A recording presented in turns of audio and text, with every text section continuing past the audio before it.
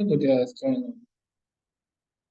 Okay, okay, okay, you have three. You have three.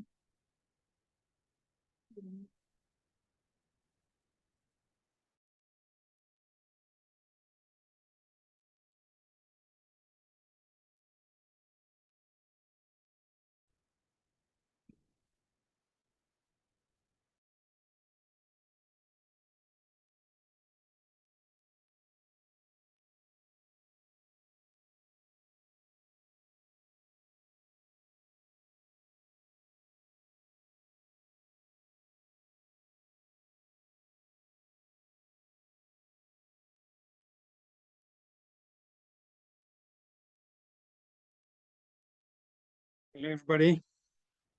Hello, Sam. How are you? Good. How are you doing? I'm fine. I'm fine. Good. Are you in Congratulations for your Paris? appointment. Oh, thanks. Thanks. Yeah, that's great news. Yeah, I'm very relieved and happy to hear it. Yeah, So, that's great, yeah, really. yeah. And uh, thank you for your support. If I owe you a thank you. Okay, no, well, I guess. I mean, Are you? I'm really. I would like to to read your forthcoming book Oh, yes. when it will Well, be finished. yeah. You and me both. It looks just incredible. Oh, So that's good. cool. How are you? What are you up to these days? Sorry? What are you up to these days? You in Paris Well, currently? I'm fine. I'm fine. I'm back to France. I was, in Oxford for 2 months. After 3 months in Lagos. So no, that's an incredible year. So I really Oh, enjoyed my time. It was that's a fantastic.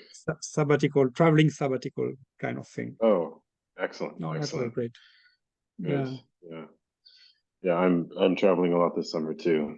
Um, yeah. so unfortunately, I won't be in Nigeria until August, but it would Hmm. have been nice to be here, to be there now. But oh well. Yeah. Okay. Yeah. So good afternoon, Hakim. Good Good afternoon. afternoon. Good How are Good afternoon. you? afternoon. I'm How are you, good. sir? Great. Thank you. It's good to Yeah. have Good. you here. Yes. Yeah. It's good Likewise. to see you. Are Thank you at you. Unilag right now? Pardon? Are you at Unilag right now? Yes. Yes. I'm in Oh, Unilag. I'm in Lagos. Yes. excellent. Fantastic. Great. Great. Good afternoon, Jennifer. Hi, Laura. Am I in the right panel? Is this for Yeah. Daniel? Okay. Yeah, Yes. this is for Daniel. Yeah. We are waiting for Daniel and Oh, the two other speakers, I guess. okay, okay. I'm always afraid that I get time zone conversions wrong because we have daylight savings time and about half the time I'm incorrect. So Oh, Very you are nerve-wracking. perfectly in time.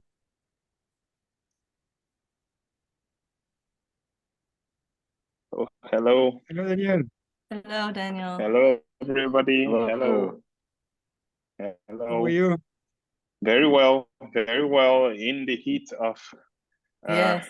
in Jamena in Chad, Oh, where I Really? am doing some yes, doing some research here and also on the southern border because there are some um displaced people from Sudan that have now made their way to Chad. So I've been tracking that. Been hectic, Wow. I should say, but fun as are well. you there all summer, Daniel? I am there through not just there through July 23rd, so part of the summer. But I will spend some time in Abidjan as well, and then Accra. So those are Excellent. sort of the West African trip I have lined up. Yeah. Great. It's nice to finally meet you. You too, absolutely. And thank you everybody for making the time, taking the effort to read and to be here. Of course, it was a really That's great great. book. Yeah. Thank you. Hello, Taibat. Hello, how are you? Fine, and Very you? well. Hi. Hi, Taibat. Thank you for coming. Yeah, and congrats on the book. It's really an interesting read. Thank you. Mhm. Thank you.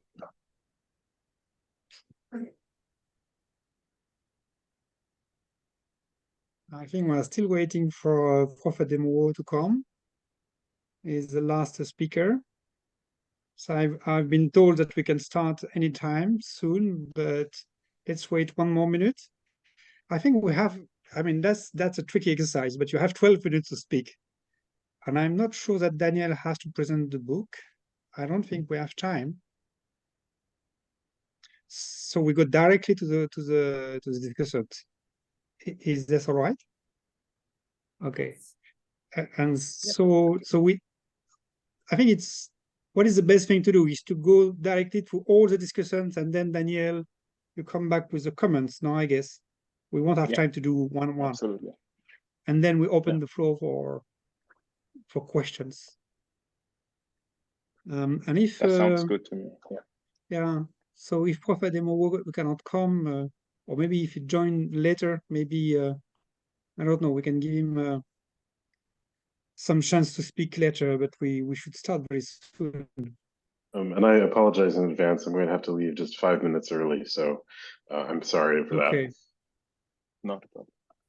Okay, but we can go in order, except that Prof. Ademowo is not here. So maybe we'll start with Prof. Akinwale, then Sam, Jennifer, Taibat, and probably ending with Prof. Ademowo if he joins us. Is that okay? Okay, great. Okay, Yeah. so I think I should register. I think LSA register, no? I'm not supposed to register. I don't know. Okay, let's start. So I'm very happy to have been invited by Prof. Said Aderinto to chair this author meets critics and to discuss the last book published by Daniel Agbiboa, The Eat Our Sweet, Transport Labor, Corruption and Everyday Survival in Urban Nigeria. It has been published by Oxford University Press last year. And I'm very happy because I really like the book. Unfortunately, I don't have space to discuss it, but I'm also very pleased because there is an incredible set of academics who agreed to come and discuss Daniel's book. So before introducing them, let me introduce briefly Daniel Agbiboa, who is Assistant Professor of African and African American Studies at Harvard University.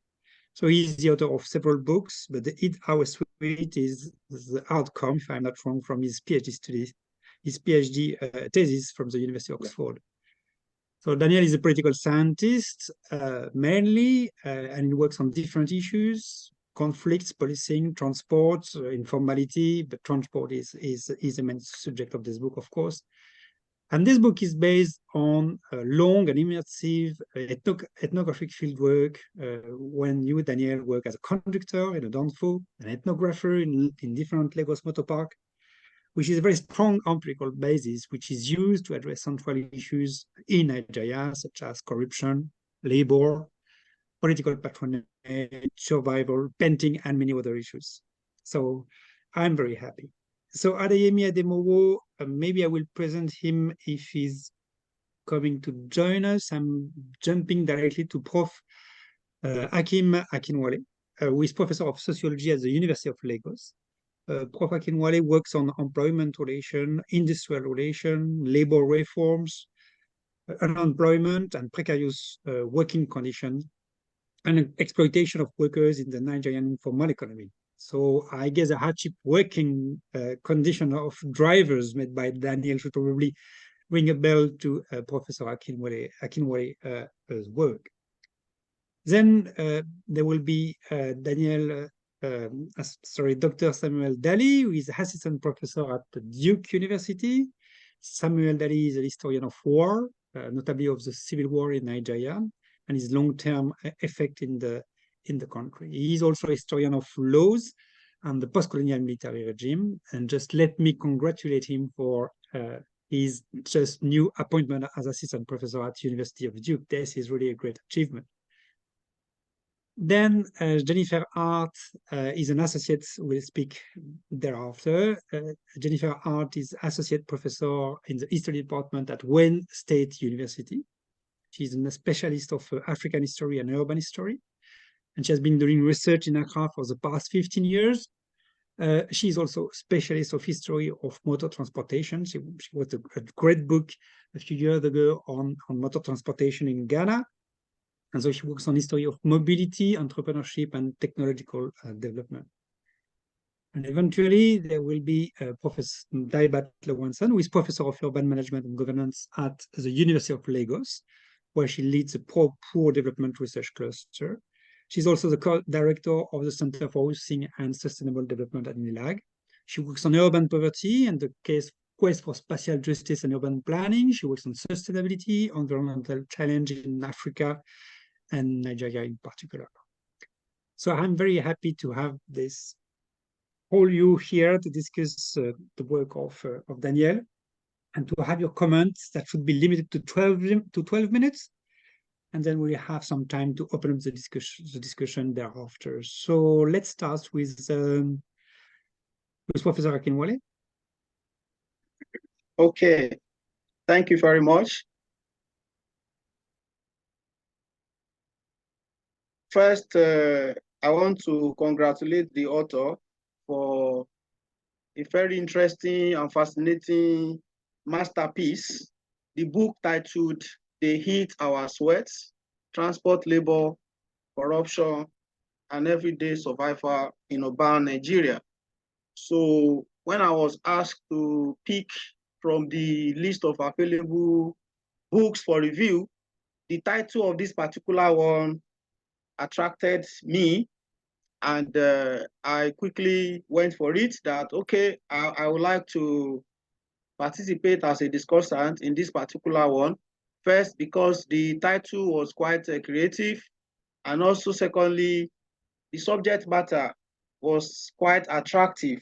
The first phrase in the title, "They Heat Our Sweats," to me, at the first glance, that ignited a thinking about exploitation, because they heat our sweat appeared to me like a metaphor, and also it appeared to me like a narrative, and also an engagement between different groups, and in which an individual or some group were trying to raise an alarm or seek intervention.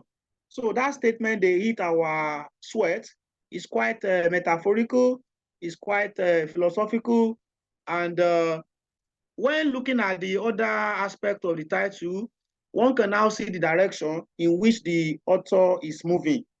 And I realized that, okay, this is an engagement of the reality in the transport industry in Nigeria. The transport labor is a big issue as well, because I noticed that it has different dimensions. I'm saying this as the initial impression that ignited my interest in this title, because I understand the centrality of transportation to socioeconomic development in Nigeria, because transport cut across different boundaries. We have road transport, we have rail transport, we have water transport, we have sea transport, and we have air transport. I was now thinking that, okay, I'm going to see in which of these layers of transportation is the author going to bring up narratives. Then the issue of corruption, I look at it, okay, this is a kind of discussion that is likely to be corruption outside the official setting, maybe corruption in the transportation industry, and of course, everyday survival in urban Nigeria. In fact, I look at it that, oh, this topic or this title is going to be comprehensive, because the issue of survival speaks to the economy of urbanization, individual struggle, and so on. So eventually I got a copy of the book and I look at it, and right from the front page, I could see a photograph of Lagos Island. I think a kind of snapshot of a particular scene in Lagos Island. And in that scene, one could see 2 yellow buses and some passerby. Then one could see Okada rider, and one can see a kind of gender representation, because the few people captured in that picture are men and women, you know, moving in different directions. And at the background of the picture, one can see an old building, and one can see different shades of businesses, maybe micro businesses under different umbrellas. One can imagine that, okay, possibly the picture was taken at the roadside in a busy urban area. So that also shows that the book presents a lot of issues that are connected together. Then I opened the book, I realized that, okay, the focus of the author is on different issues, of course, issues that are related in the transportation industry in Nigeria, with particular focus on labor struggle for survival. So then the author also engaged extensively the issue of corruption and the reality of urbanization. And some of the examples that the author presented focus on Lagos and some other African city. Specific mention was made of situation in Uganda and also some other countries outside Africa. When the author was discussing the issue of corruption, the author made reference to the situation in India and some other developing countries. Basically, the ideas in the book were presented in 6 chapters, excluding the introduction and conclusion. And the issue of corruption was discussed in the introduction and the first 2 chapters. So that shows clearly that the author devoted a significant portion of his time on the issue of corruption, because the author used corruption as a point of entry into the narrative before diving deep into some other issues of interest. And in the narrative, the author engaged with the issue of politics of informal transports, and which was discussed in chapter 3, while the heart of urban survival appeared in chapter 4. And following this was Nigeria Transport Mafia, which the author discussed in chapter 5, and the paradox of urban reform, which the author discussed in chapter 6. So these are different big issues which the author brought together in different chapters. And following his description of corruption from a comparative perspective, the author noted clearly that when a society is systematically corrupt, it becomes optimal to participate in corruption despite the presence of anti-corruption policies and legislation. And the author clarified this statement by, in some portion of the book, the author made it clear that there is a general disapproval of corruption. There is a section in which the author stated that out of 10 persons in Nigeria, 9 are likely to condemn corruption in high places. And despite this, the author observed corrupt practices also at different locations, that the same people who condemn corruption are also engaging in corrupt practices in one way or the other. And that's quite fascinating. And basically, some other issues that appear in the book include the question of power and influence of organized labor in the transport sector. And the author made reference to the influence of National Union of Road Transport Workers in Nigeria. And also, the author cited the example of taxi operators and drivers association in Uganda. And alongside this narrative, the author devoted attention to the role of bus conductors and the danger associated with the working conditions, work environments, and circumstances under which these bus conductors operate.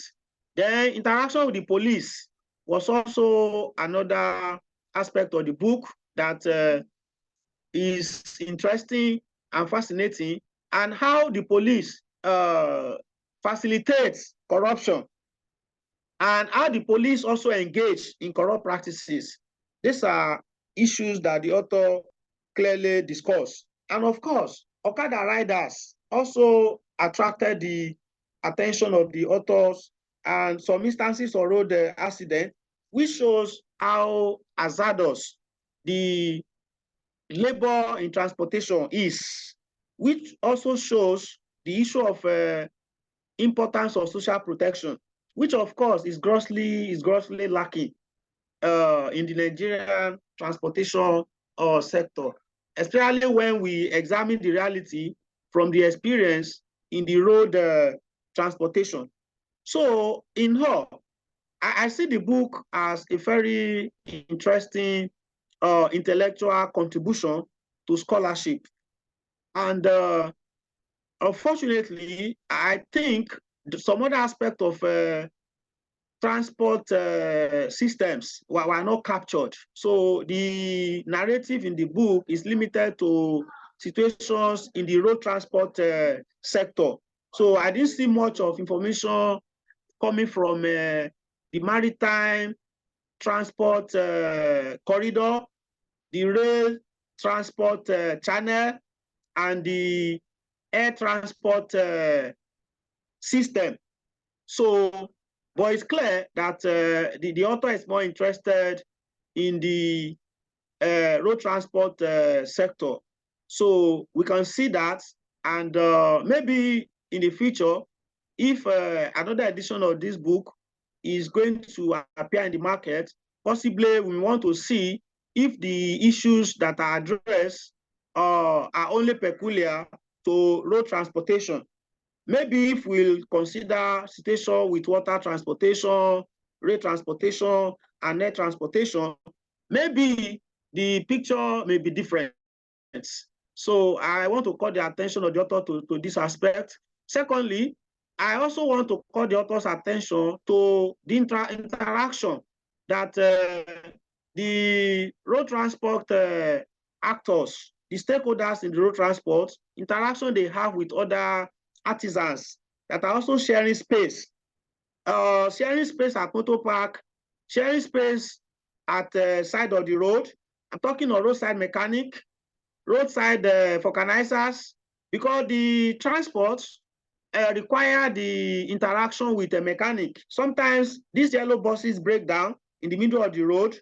The mechanic will be called upon to fix the faults that may, be affecting the vehicle from working.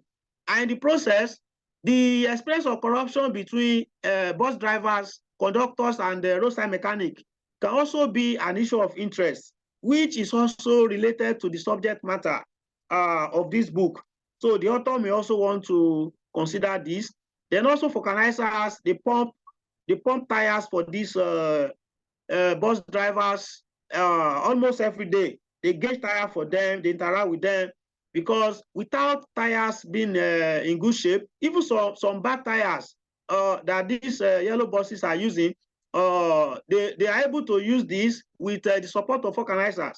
Even if some tires are already expired, some of these yellow buses still manage these bad tires. And of course, they achieve that with the connivance of vulcanizer. And that's a form of corruption. When we look at it from the angle of expired tires, a contraband, but these tires still find their ways into the cities. And the vulcanizers help these drivers to fix these tires on their vehicles. And when we check the official record concerning what should be the standard or what should be the specification for tires that vehicles should use.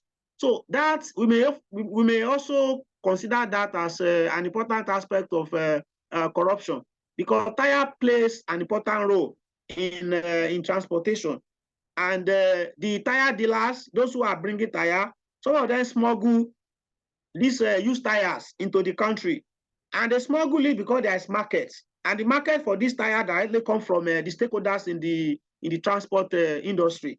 So these are two major areas that I think the author may want to explore, possibly for inclusion if there is going to be another edition of this book.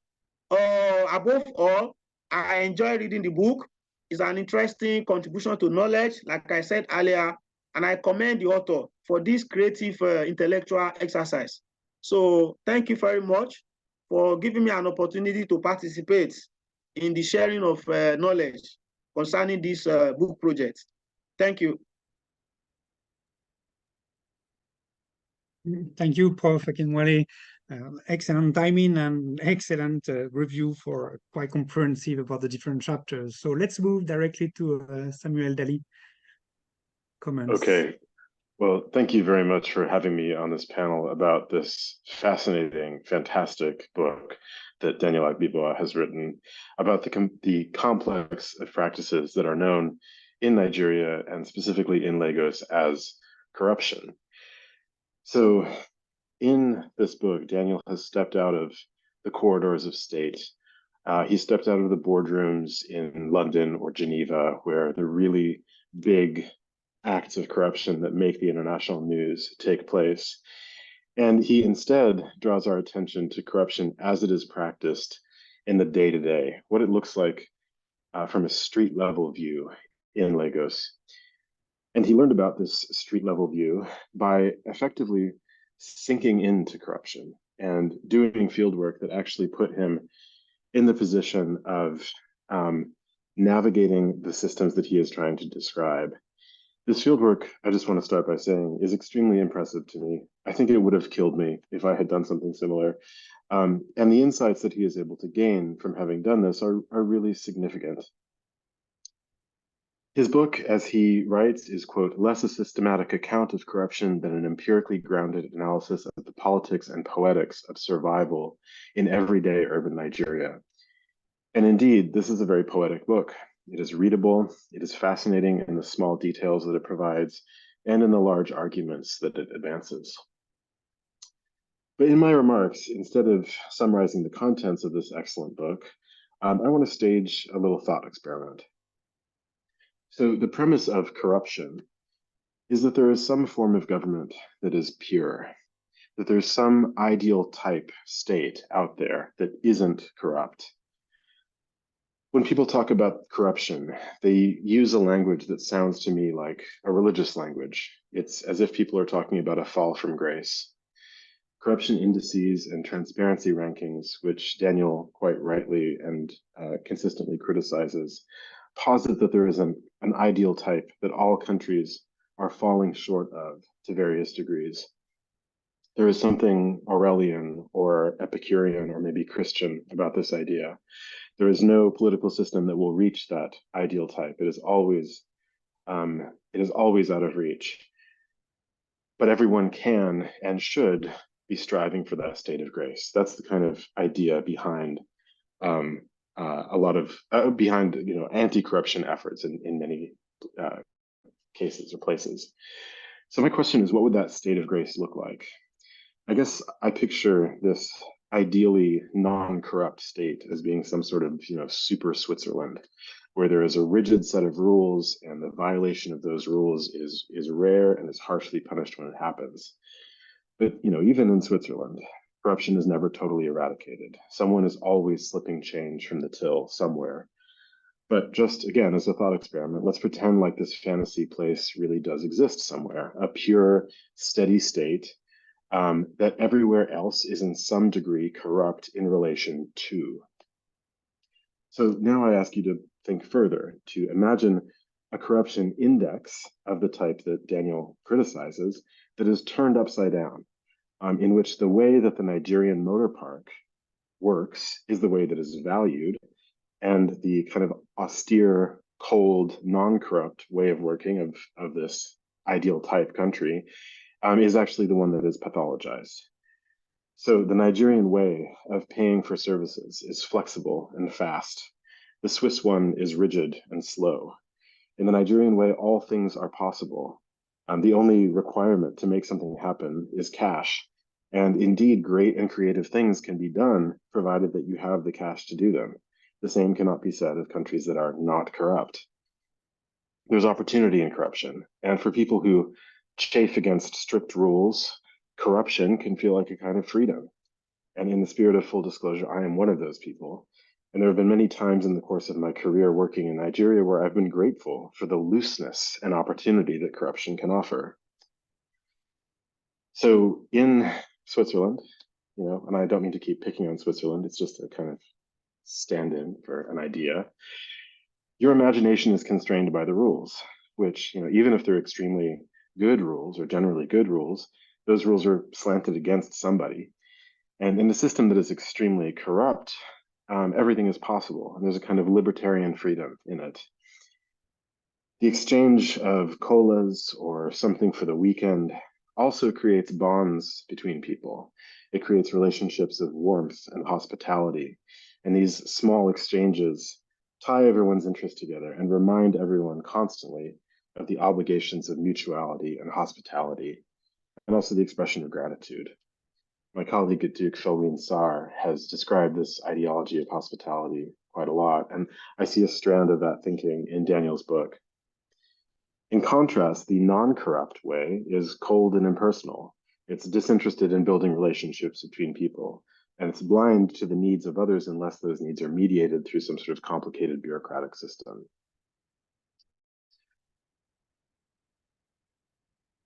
Even in systems that aren't corrupt, people still pay to see doctors or pay to use roadways. They just pay for it in a different way. Instead of handing off their cash in the moment, they participate in a regime of taxation and regulation and the distribution of resources, both public and private, but they're still paying for it. They're just paying for it with more steps. My other provocation is about the idea of corruption itself. What would the practices like the ones that Daniel is describing here look like if we, strangely, left out the idea of corruption altogether? Is corruption an interpretive label that preordains a certain kind of argument from the start? My thinking here isn't necessarily that corruption is always measured against a standard that comes from somewhere else, although it is. And Daniel forcefully, and I think quite rightly, criticizes that. But what if, instead of recalibrating our instruments of measurement that we use to assess corruption, or indeed using a different kind of scale to measure it, what if we abnegated the idea of measurement altogether? My intention in asking this question isn't to beg the question that Agbiboa's book answers, but it's to ask what would happen if we started from the premise that Nigeria's way of corruption, if that is the word for it, isn't necessarily perverse, it's just a way of ordering life. It's a violent way, to be sure, and one that leaves much to be desired for those who have to navigate, as many of the ethnographic vignettes in this book show, but it's a way nonetheless. I share, I think, Daniel's opposition to certain older ways of conceiving of corruption, especially the ones that were advanced some decades ago by Chabal and Dalloz and Bayard, and other scholars who have seen something, as he describes it, primordialist about corruption. Corruption is also not sensational most of the time. It is not usually scams that are measured in millions or billions of dollars, like the Banco Noreste debacle of the 1990s. It usually isn't spectacular. And while it may be violent, it's not violence that is orchestrated directly by the state. It's a more low-level, personal, person-to-person violence of the type that Daniel witnessed quite a few times over the course of his fieldwork and describes in sometimes harrowing detail. This is violence that isn't arterial, but capillary, to borrow some Foucauldian language that I think the author would approve of. Now, none of this is to say that the system that is being described here is normatively good. I hope I'm not interpreted as making excuses for corruption. I kept thinking as I was reading the book about a novel from the 1970s, Festus Iyai's Violence, which is about a man who does exactly the kind of work that Daniel himself did over the course of his field work. Well, maybe not exactly, but the same type of work with the same kinds of challenges. And that novel describes the dissimulating effect of small-scale corruption in a way that really resonated with what comes through in this book. Daniel has captured through social science a form of violence that is hard to see and that I have only ever really seen described through literature. And I think he's to be congratulated for that. So I'm speaking to you right now from a literal corridor of the US Department of State, perhaps you can see it, in Washington, D.C. And there's a lot of talk in these corridors about corruption in Africa here all the time. But the phenomenon that the diplomats and analysts that I occasionally work with here describe could not be more different from the one that Daniel was describing. It's kind of like the parable of the blind men describing the elephant, where each touches a different part of it, and the one touching the tusk says, this is hard and sharp, and the one touching the tail says, this is soft and fluffy. I think that corruption probably can't fully be understood without all of these pieces, both the one that Daniel gives us quite generously in this book, also the more high-level one that my colleagues here at the Department of State would prefer. Also ones represented by other people, some of whom are in this room, such as Daniel Jordan-Smith and Laura Fouchard. I think a full picture of corruption would use all of these pieces. At the end of the day, I think Daniel's description is much better and much more nuanced than the one that people here at the Department of State work with. And next time I'm teaching the course that I'm currently teaching here, I will be assigning part of this book. And I encourage those of you who teach to do so as well. It's a really great work. And Daniel, you're to be congratulated for it. Thanks. Great. Thank you, Samuel. And great. This is incredible too. Thank you for your comments and a lot of thought for Daniel, I guess. So let's move directly to Jennifer Hart. Indeed. Thanks so much, Laurent, and congratulations, Daniel. Sincere congratulations. It's an honor to be here to talk about this book.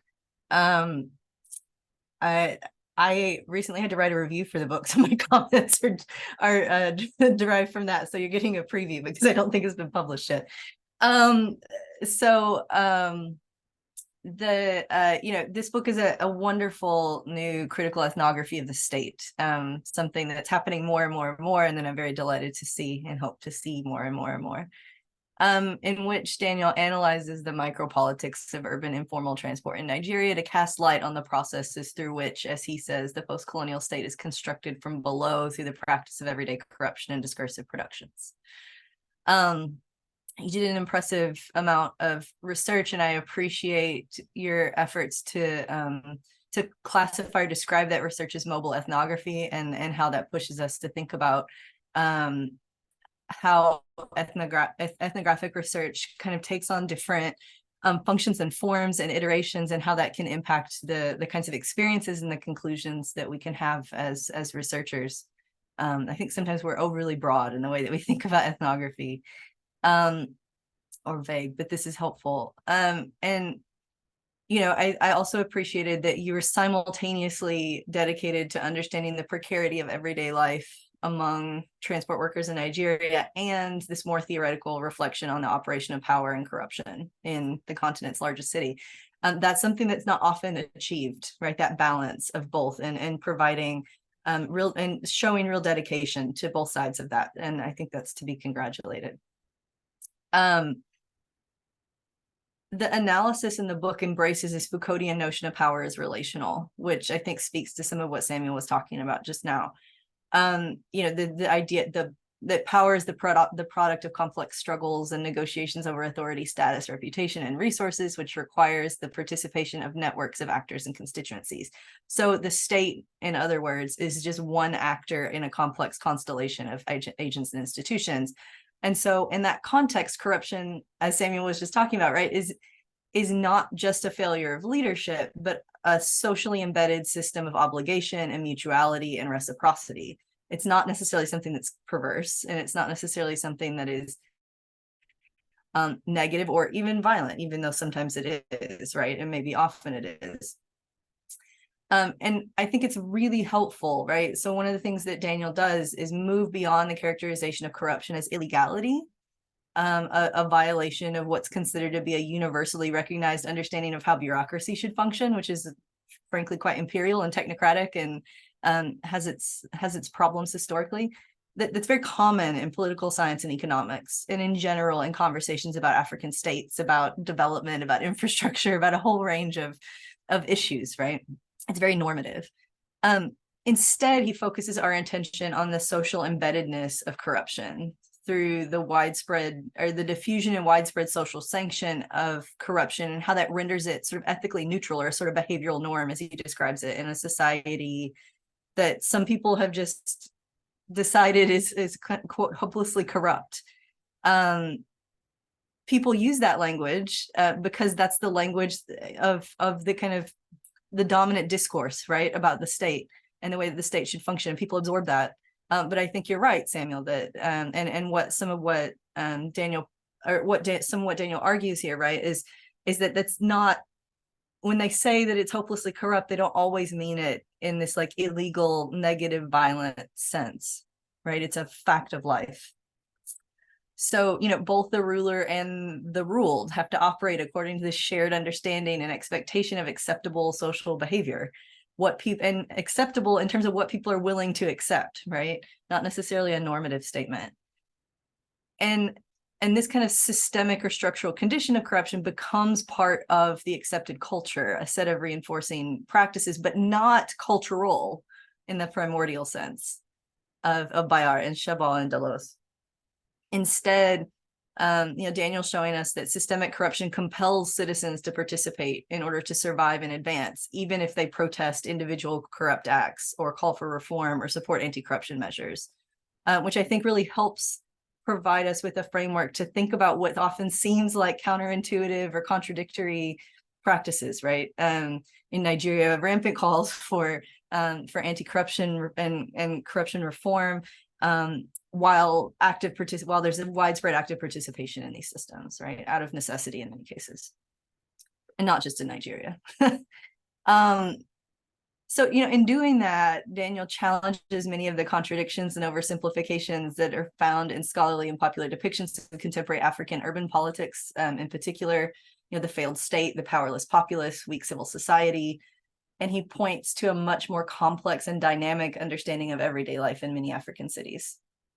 His argument is rooted in an analysis of the practices of Nigeria's kind of informal urban transport sector, including both the Danfo minibuses and the Okada motorcycles in Lagos.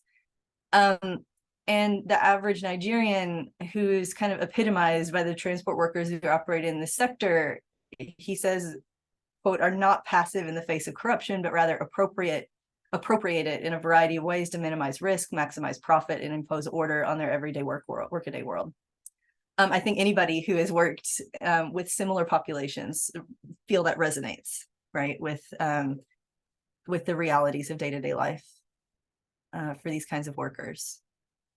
The informal nature of the sector, Daniel argues, makes transport workers particularly vulnerable in the face of corrupt systems, but they're still active participants in it all the same, right? So I keep doing informal because I have concerns about this term and the way that it's used and the degree to which it's actually useful anymore, because I'm not convinced that anyone uses it the way it was originally intended. And as a result, it's gotten appropriated in all sorts of ways that are supremely problematic and inaccurate, and end up being mobilized against the most vulnerable populations in African cities, both by state elites as well as donors elsewhere. But here, Daniel embraces, I appreciate that you define what you mean by informal, rather than taking the term for granted, and talk about it as the self-organizing capacity of social actors who operate inside the system but outside the law. That's not true everywhere, so that's part of why I have concerns about the term informal, right?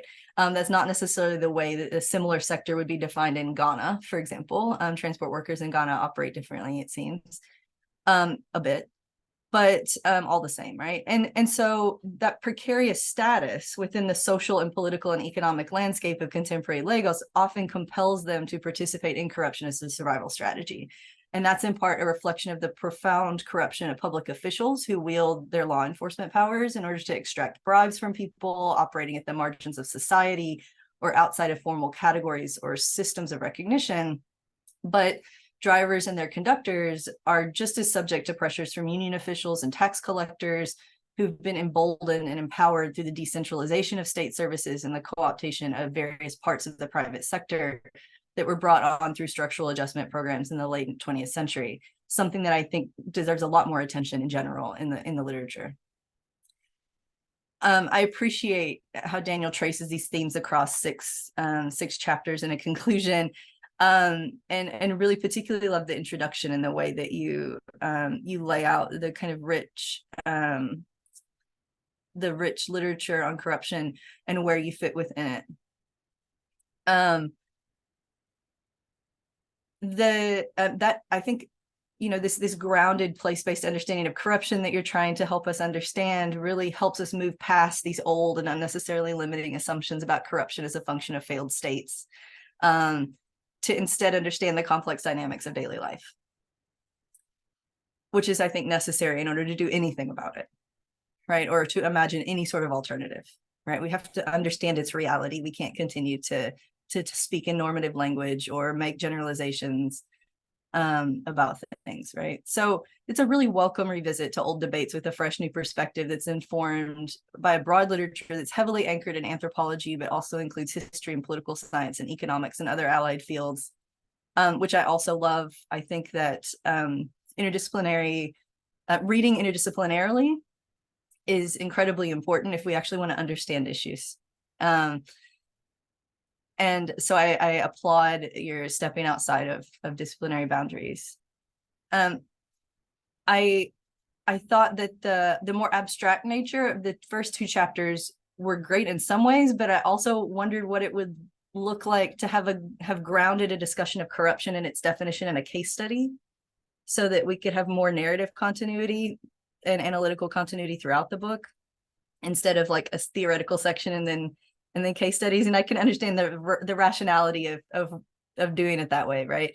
Doing it the way that you did. But it just made me wonder what it would look like to think about corruption in that way. So maybe that's the next step. I'm not sure.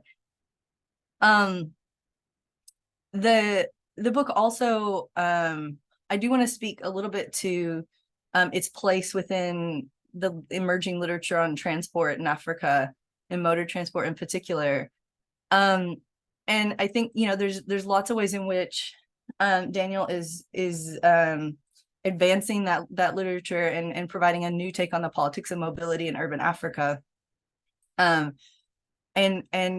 helping us think outside of the micro details of transport practice and thinking about what it tells us, what it can help us understand, right?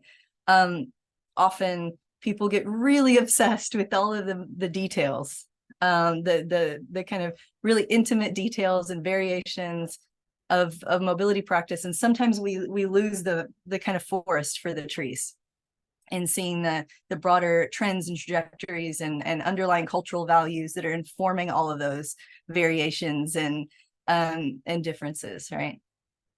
At the same time, another thing that's happening in the transport literature in general is that people are making some very broad generalizations or assumptions about what the transport sector looks like across the continent, in a way that I find concerning.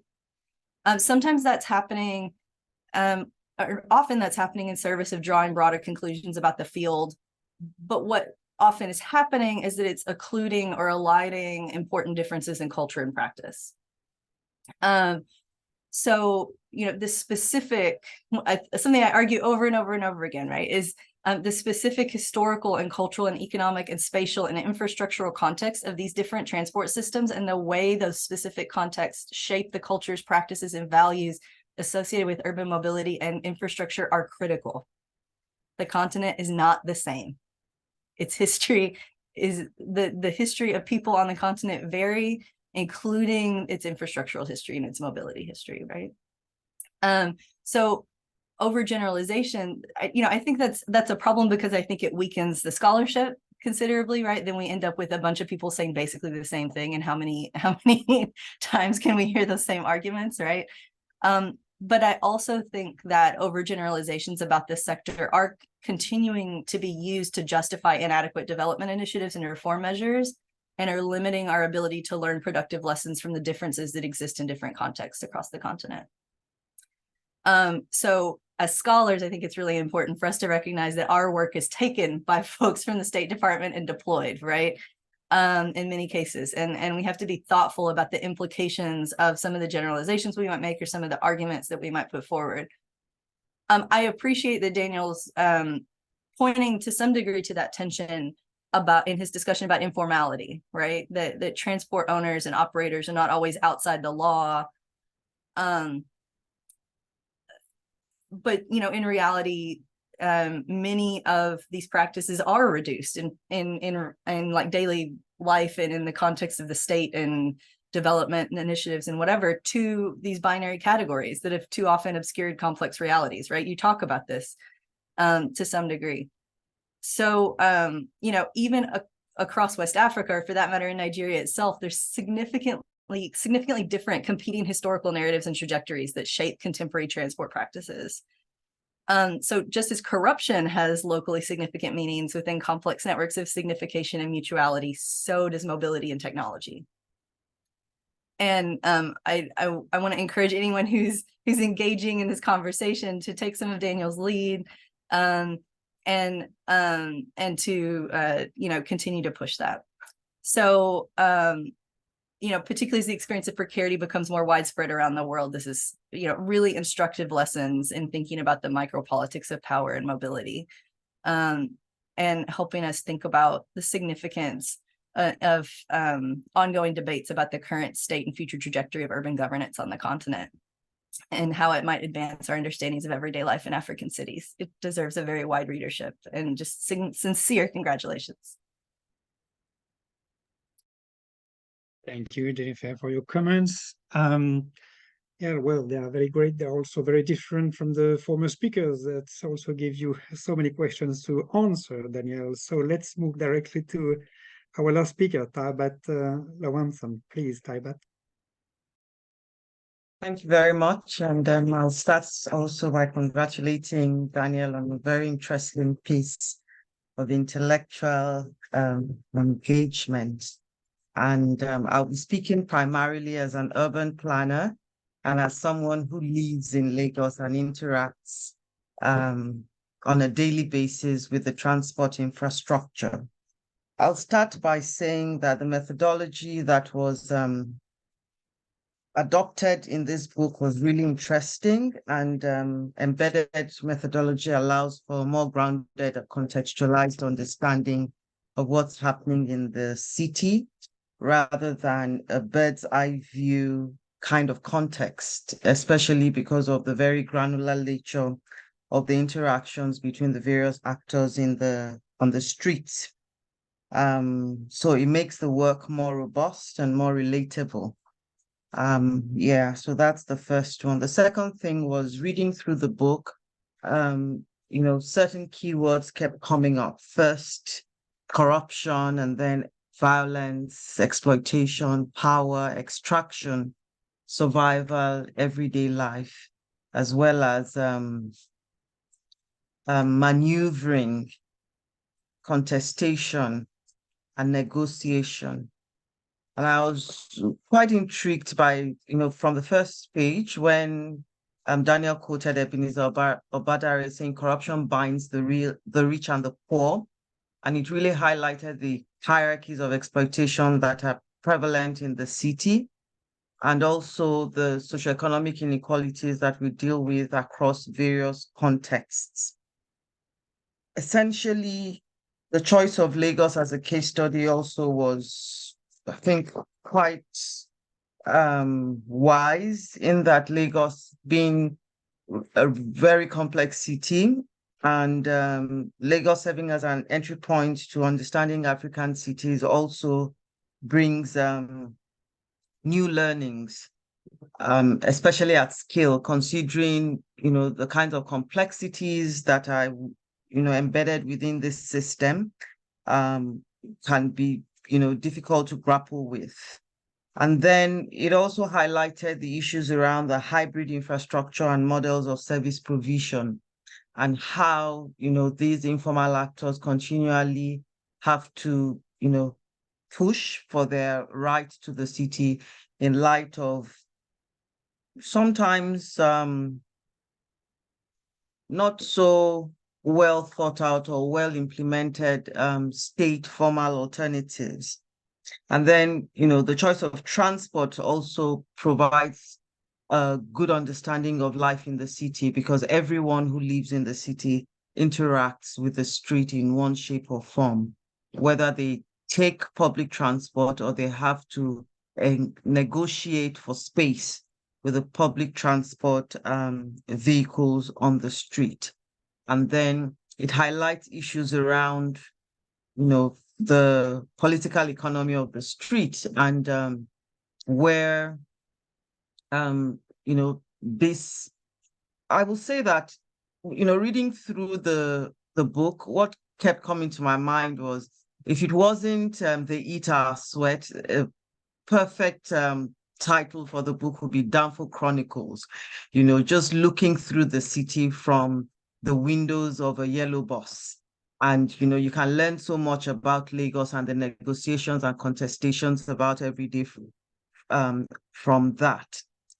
The book also raised quite a number of questions, and I recognize that data was collected mostly in 2014, and a lot has happened since then. And so the questions that come to mind, really come from, the data that was presented and how Lagos has grown from there, how the transport sector has grown from there. So take, for example, there's a question of the cash is king. Daniel highlighted so eloquently how, daily takings are done, and how, this, is spread around so many people along the sector. But we also find Lagos in its quest for world-class city currently advertising the Cowrie card and attempting to go cashless and all of that. Seeing that, the transport sector is still not fully state-run. What does that mean in a city that is, trying to, accentuate its world-class status? And what does that mean in a city that also is contesting with the gig economy? And there are other transport services springing up in the state. What does it really mean for negotiations? What does it mean for the cash sector?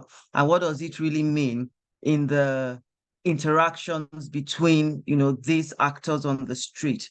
And really, is there a future for digitized transport in Lagos?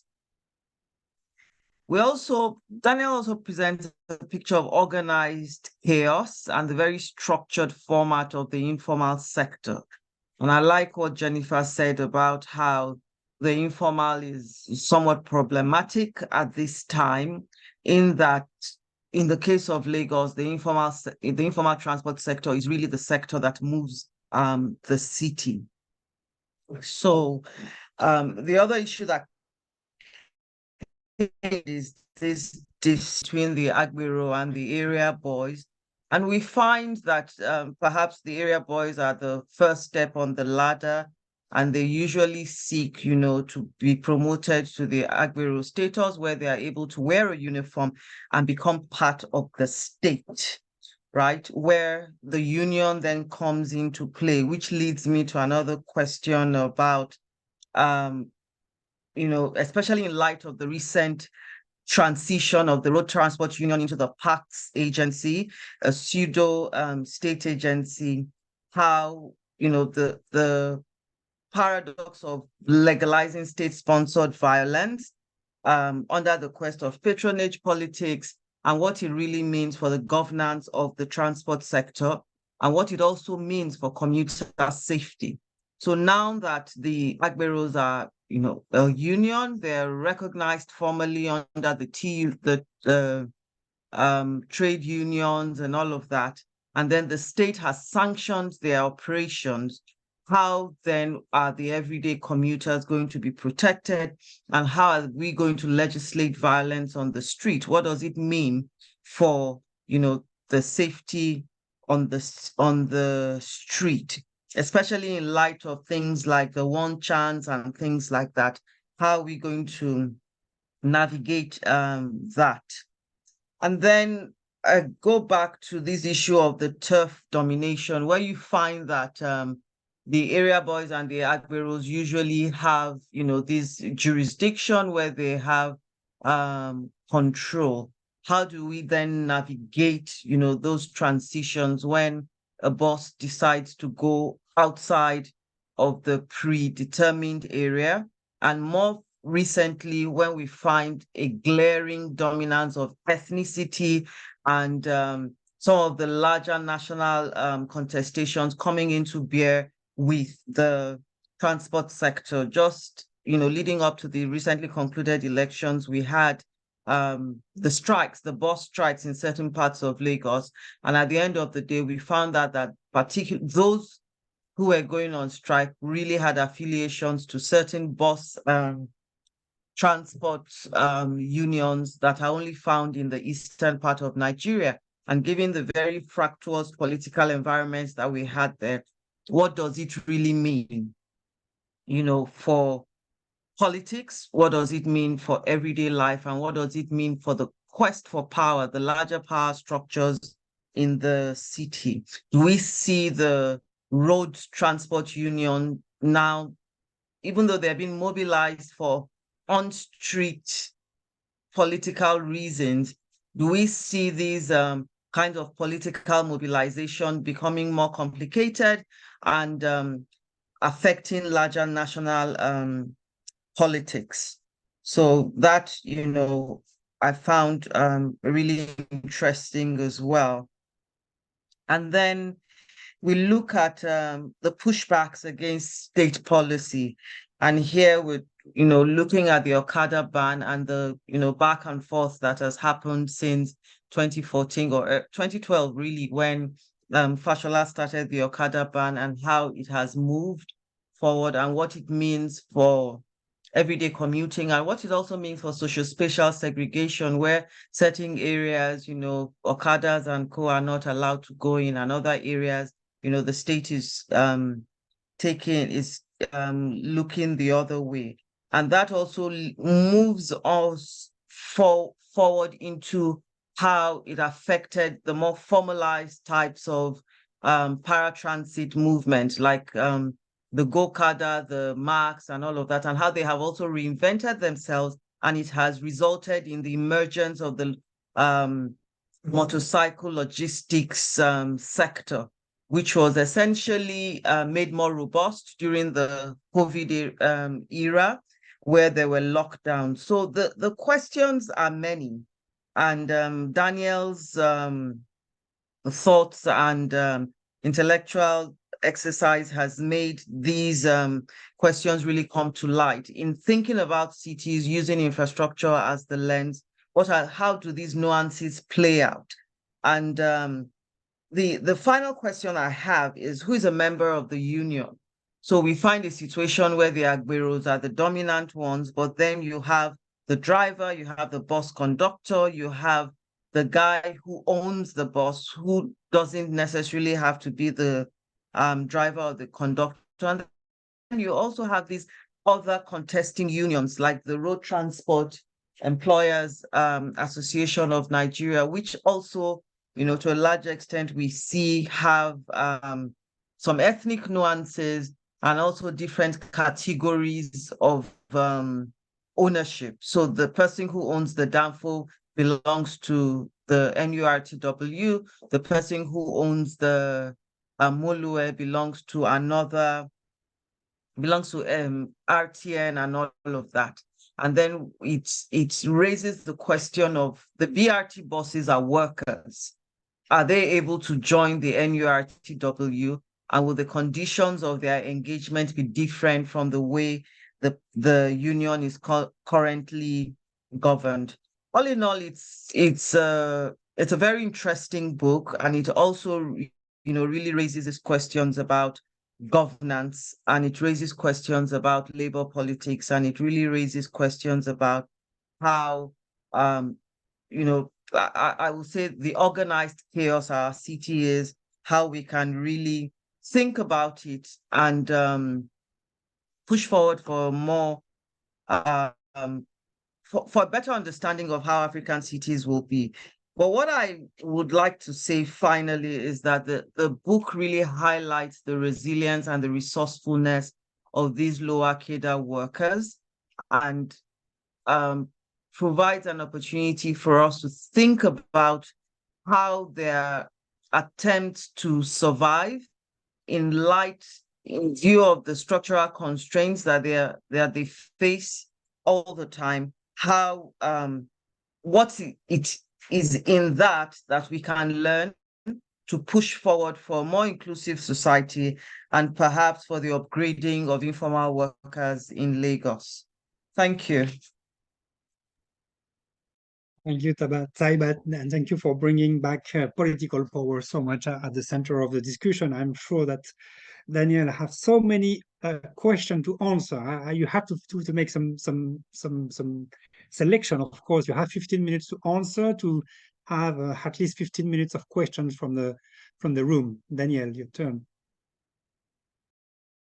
Absolutely, and thank you to everyone who has taken the time to read the book, and it's very insightful feedback.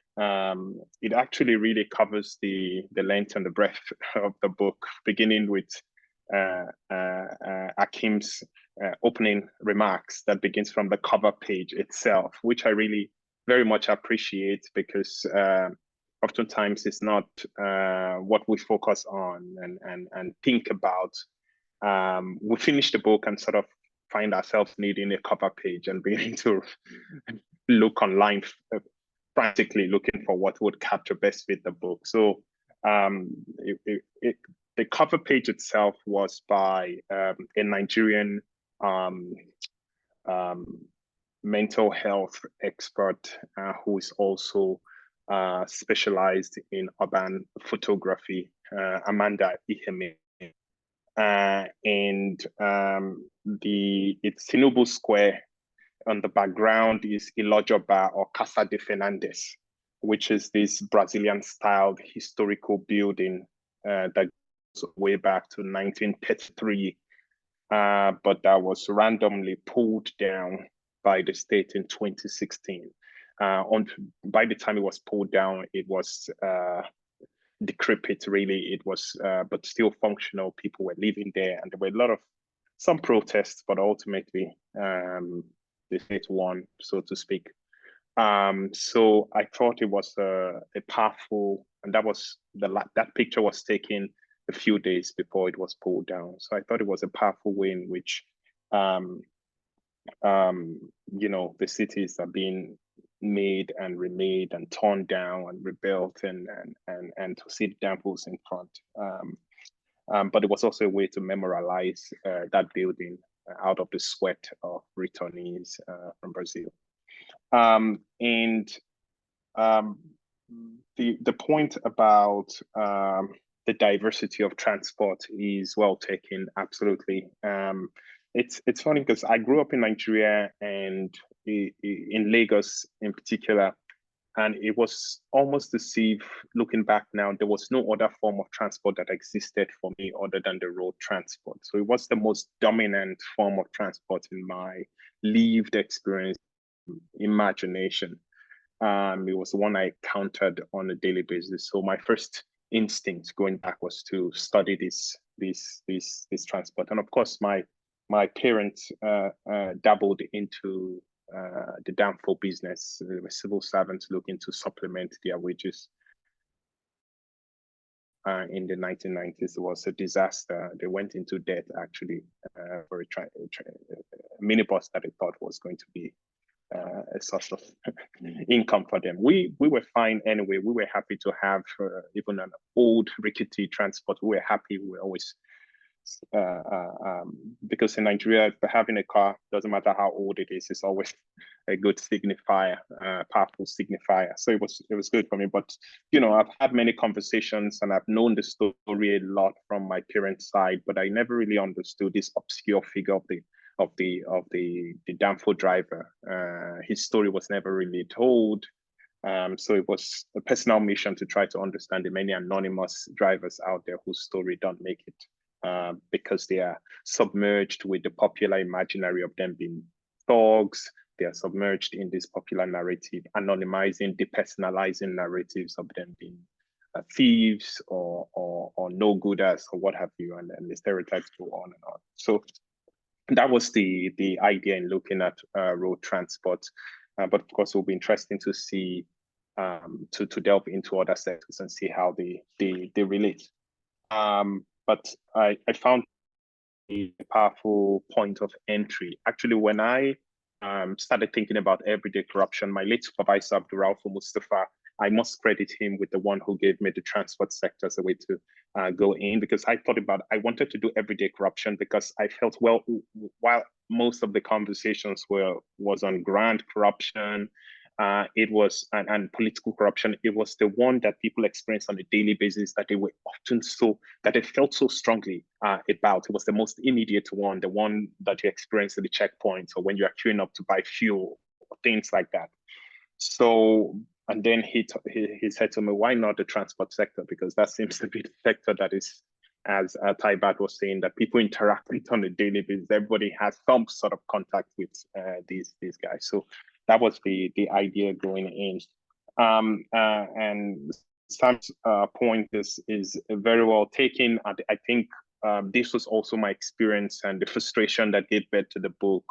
The fact that a lot of the conversations about corruption, I mean, even in spaces like DC, where spoke a language that that didn't capture my own affective connection to corruption as a lived experience in Lagos. And I often wondered sometimes whether we were saying the same thing when corruption was raised. So the whole idea was to sort of not to dismiss this other side of corruption, as you correctly observed, that it is important and there are billions looted and there are spectacular descriptions, as I say in the book, about the money that Nigerian looted being going up to the sky and coming back and having more. You have a lot of that, but is to expand and complement this literature. And in fact, maybe to even say that a lot of those conversations are grounded in the everyday, in the social imaginary, and we need to understand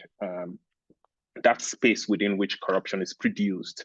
And that means shifting from the spectacular to the spectral, right? That means refusing, as Foucault says, to be trapped in invisibility, going beyond what is present, what is presented.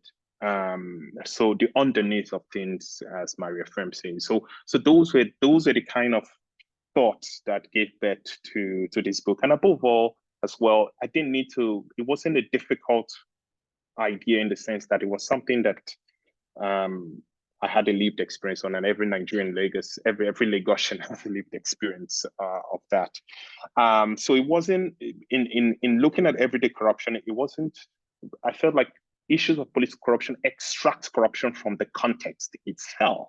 Whereas everyday corruption was more relational in the sense that it thought about corruption as among many other things. So I wrote the book precisely to make it awkward. So sometimes people say, oh, it was about corruption, but I didn't see a lot of, it wasn't exactly about corruption. You're saying our idea about what corruption should be should not include the slogans.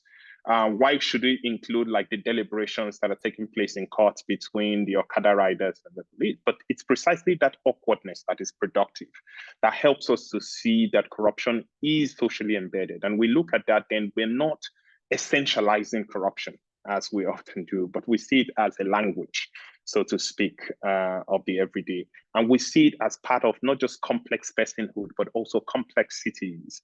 And we see it from the landscape of language. Ultimately, is rooted in emotions, and emotions, sometimes we're happy, sometimes we're sad. Corruption is violent, sometimes it doesn't work, sometimes it works. But it's not to essentialize that. It's just to see it as just part of the way in which life, the ups and downs of life, and the way in which they unfold. And sometimes the shoe you wear pinches you too much and you don't like it. And so you want to change. So it's balancing, right? It's a balancing act, and something that I started to think about mutuality, which I use a lot in the book, but you can also think about choreography or dance as a way of understanding this relationship that is happening on multiple levels between the Agbiros and the transport operators, the Agbiros and the union chiefs, the union and the state. There's a sort of dance that is taking place. It's not so much a spectacular dance or violence, even though that too is there. But for the most time, it is a more spectral one. It's the threat of violence, not so much the violence that is there. It's the fact that it is present. And I say that in N'Djamena, Chad, where everybody holds a gun as I walk by the street, and it's so normalized where I am here. So that was sort of the idea that hopefully that in looking at everyday corruption can be, one can reject this essentialization of corruption that sort of isolates it from the context within which it interacts. And Jennifer's point, again, this is the concept of informality, and I'm just going through and picking some points out, but I have all the notes about what you said, but I'm just picking points that stood out for me, like the concept of informality. Interesting, and Lauren will remember in the workshop we had, was it last year now in Colombia in the university, that this was one of the points that was raised about how whether we should stick to the concept of informality or whether we should move into this concept of popular transport rather than informal transport. And that makes sense to say that informality has such an overwhelming negativity and doesn't really, it obscures the context so much so that maybe it's lost its analytical value, and it's moved on from Kevin Hart's sort of description in African Affairs or so. But at the same time, I think I'm a little bit tied to that concept, because I don't want to cede the grounds to, I want to say why is, if informality is more the context, why should we cede the ground and let formality remain? The formality we can kick out, and the informality is actually, so in other words, we can reclaim that concept and with all the, because when we kick it out, we lose so much of the conversations that it has generated. Whereas we can keep it there and discipline it in the way in which we want to do it, or undiscipline it, as it were. But for me, it's not so much formality; it's informality that is actually the context itself. So formality can sort of move aside. And this was something that I felt strongly about when I thought about the conference in Quito, where city governors were brought into place and brought to Ecuador, and they were told essentially to go back and formalize the informal. And this was one of the strong policy, and people went back and started pulling down shacks and pulling down makeshift shelters and the rest. And I think the language is really problematic in the sense that the way in which we're thinking about informality perhaps is keeping that concept and reclaiming what it really is, and not so much, venturing the way. But that's an interesting one. And sometimes I use popular transport, and sometimes I use informality, and I really, but I use it in a way that I want to use it, almost like Achebe writing in English. So that's sort of my thinking, and I know this is not just happening in transport, the whole aspect of language. Chinua Achebe and conversation about whether to keep English. Achebe is saying you can make English work for your context, and Ngugi say maybe that's not useful as an analytical category. But I think that sort of create that tension is productive to have that conversation. And I'll leave it there. We don't have to resolve it, but I think having that conversation, I think it's an important theme. And I agree with you about thinking about not lumping transport together, and making sure that we're paying attention to the nuances that are there. And I found that not just at the comparative level, but also country, you know. So that was why I was keen to talk about not just the danfos, but the Okadas as well, and to talk about how, you know, even in the union, in their unions, they have different kind of, it has a different kind of feel. There's a sense in which Okadas are more, feel their associations, care about, and in Lagos, you don't want to mess up with an Okada rider because there's a sense in which they will gather around you very quickly. So there's that strong bond that maybe you won't find among Danfo drivers, and maybe even the ones that are now out of the road, the Molues. So there's those side that I want to keep, but at the same time, I think I've been a little frustrated with the discourse of transport that has always been within its own space, you know, whether that is the matatus or the daladalas or the trotros or the danfos. And I've always felt that we didn't have enough space to bleed into each other, to sort of have those conversations across board. So that was part of, and I think this workshop we had was also partly motivated by that, to even see other scholars that are working on this and have that conversation. But another thing was also the functionality of transport itself. The fact that transport rarely enters into debates about decolonization, debates about other things. It sort of feels like it's mute. It's removed from it. It's very straightforward. And it's very neat. And it shouldn't be, because it's such a powerful player that is sitting, sleeping on the side. And it could be a powerful lens to answer some of the critical questions that students and scholars are asking today. And there are questions that are not easily reconciled within a disciplinary boundary, you know, history, anthropology, political science, and the like. So I feel like transport can do more and enter into this critical space and critical debates beyond sort of its relegation to design and formality, which is all important, but there are spaces, I think it has more to offer. So I think beginning to map the distinct history of these forms of transport is perhaps a first critical step, not to lump them together.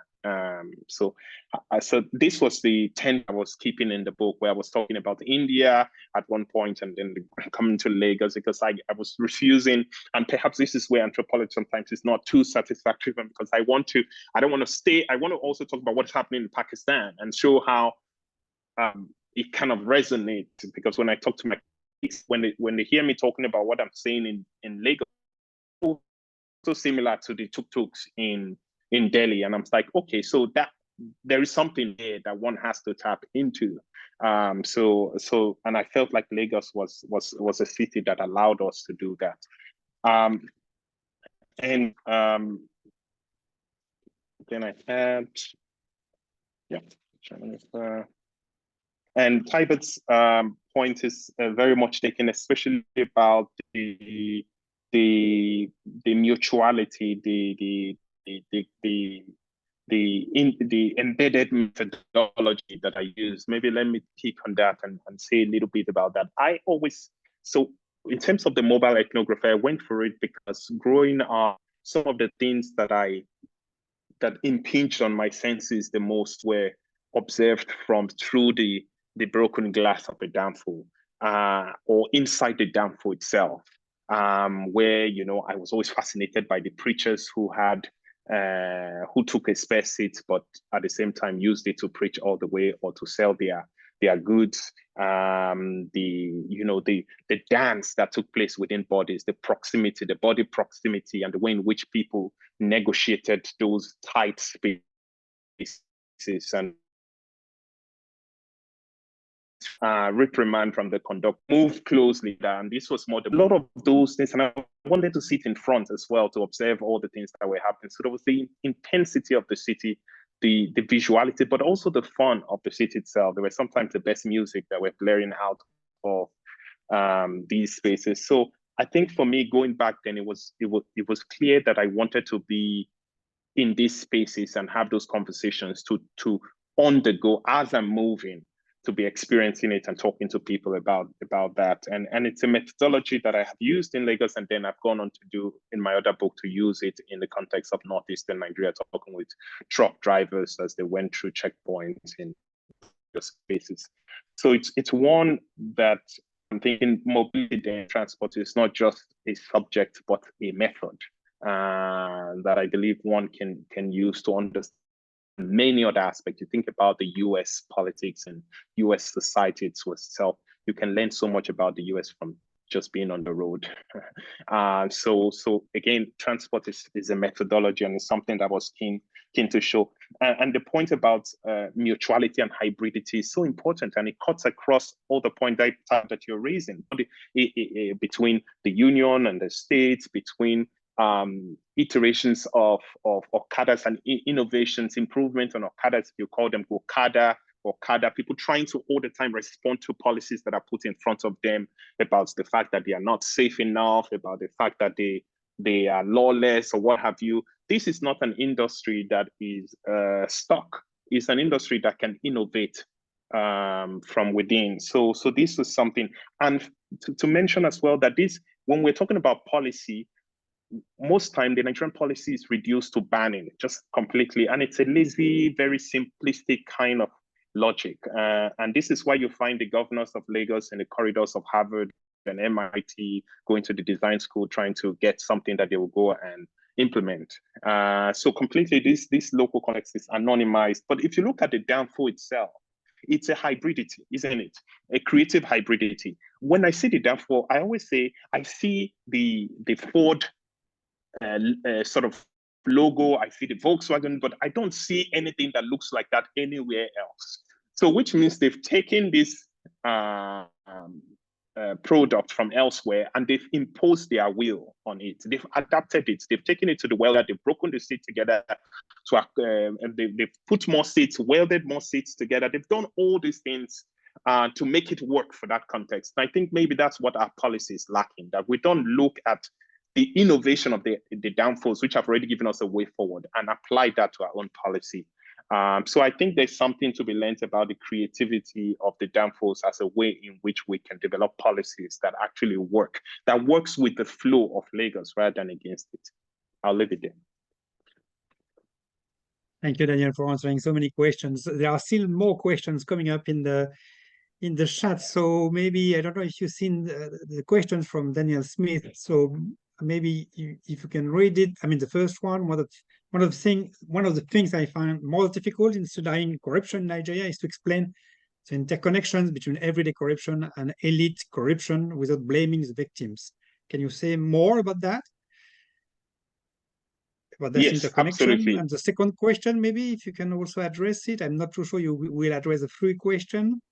So in this welcome time, when more and more anthropology graduate students study their own society, there is often an expectation that anthropologists be advocate and activists for the people and vis-a-vis the problems they study. What are your views on this issue and how did you navigate it?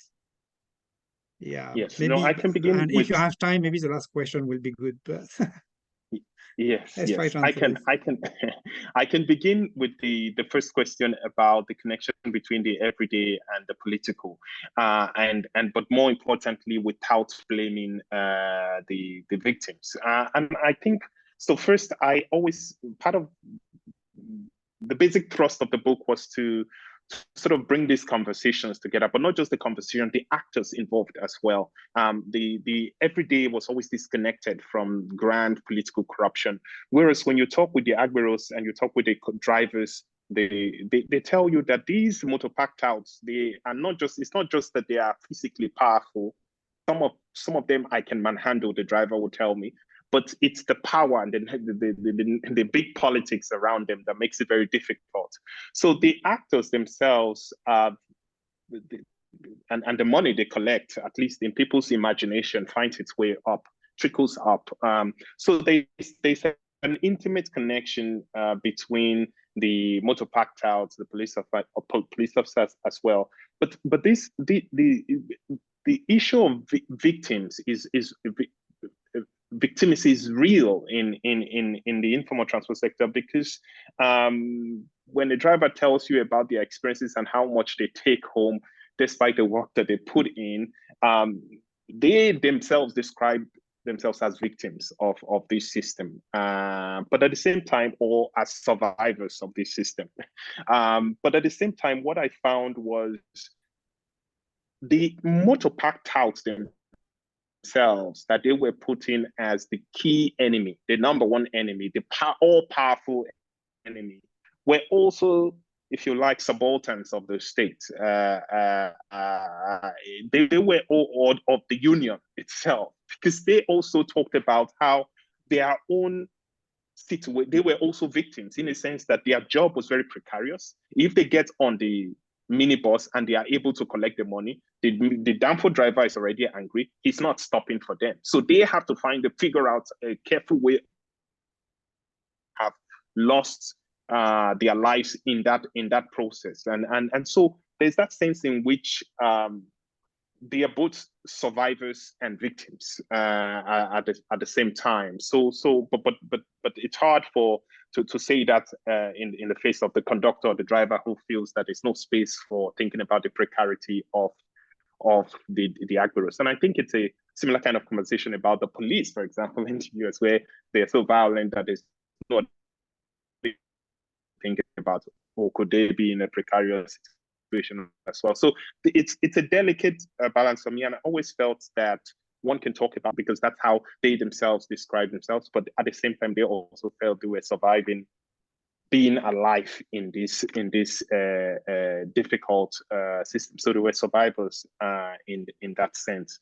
And I think the other point was about more and more anthropologists study that there's often an expectation to be allies and both. Yes, I think there's an expectation. I think it's impossible to go and do this study without being an ally, an advocate, and an activist for the transport of. I just don't think it's possible at all. I think you go in there with a political agenda. And I think the agenda, for me, it was difficult for me to go there without thinking about the plight of the Danfo drivers and the conductors and feeling for them. And even after being a conductor, I couldn't sustain it for a long time, because I suddenly realized that it's incredible. First, you have to be good at calculations, which the conductors are good. Otherwise, then you lose quite a lot of money.